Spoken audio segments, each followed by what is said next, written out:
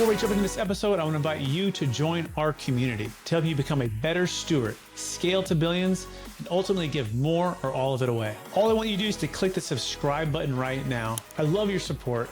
It's incredible to see your comments, and we're just getting started. I can't wait to go on this journey with you.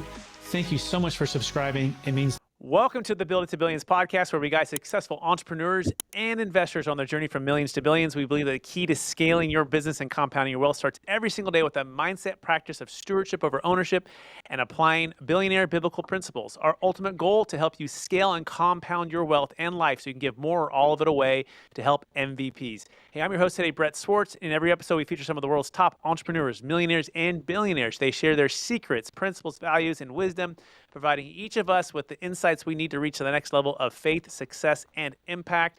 Hey, I'm super excited about our next guest. We're going to be talking about a really cool subject that I think is going to be super practical, as well as very timely, okay? And it's basically the construction of hyper-scalable finance functions, okay? And that's a lot to unpack, but we're going to be unpacking today with today's guest. In fact, he's co-founded Expo Group in 2017. And he's been acting chief financial officer for over 20 growth stage companies, including Whiteboard Advisors, Pinhook Bourbon. He brings over 15 years of experience in M&A advisory, venture capital, and growth stage operations. He specializes in software, education, technology, business services, and consumer products, and so much more. Please welcome to the show with me, Kevin, Gwen, White. Kevin, how we doing? Very good. Thanks for having me.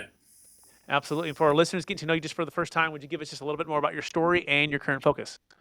Yeah, sure. My company Expo Group's based out of New York. I started my career at Ernst & Young, first in their capital market strategy group, and then ultimately their transaction services M&A group.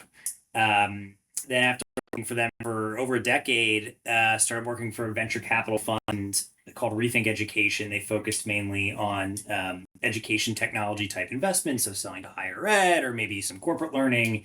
But pretty quickly, after being on the investment sourcing side and M&A side of that, it became apparent a lot of the portcos could just use help getting over the hump for their Series A, B, C. And so started doing that, and it worked really well. And the partners of the fund sort of asked me to do it full time, and Expo Group sort of bootstrapped from there. And now we've got 50 plus people in New York and Atlanta, and serve several different verticals, but really focus on the M&A, controllership, and the CFO space.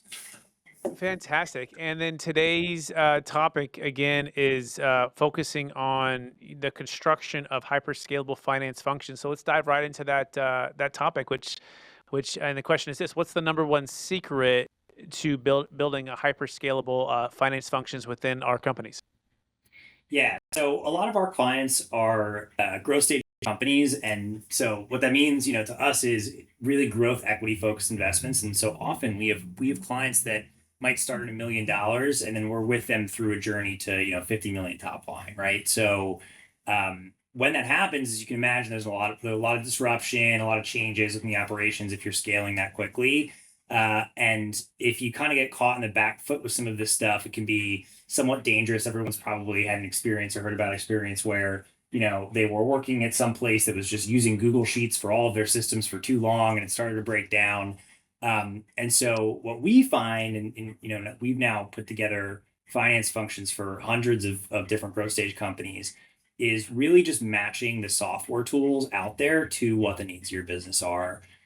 In 2024, there's a ton of different B2B software and tools that can be used. And, if you look 20 years ago, you might have had a finance function that required 8 to 9 people that you could probably get away with free for a much, much longer time due to all the great automations out there.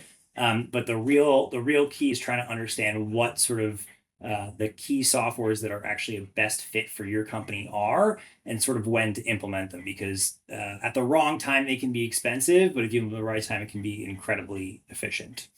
So if you like this little short clip of the interview I just did, click over here to watch the full interview. And please don't forget to subscribe. Thanks so much, everybody.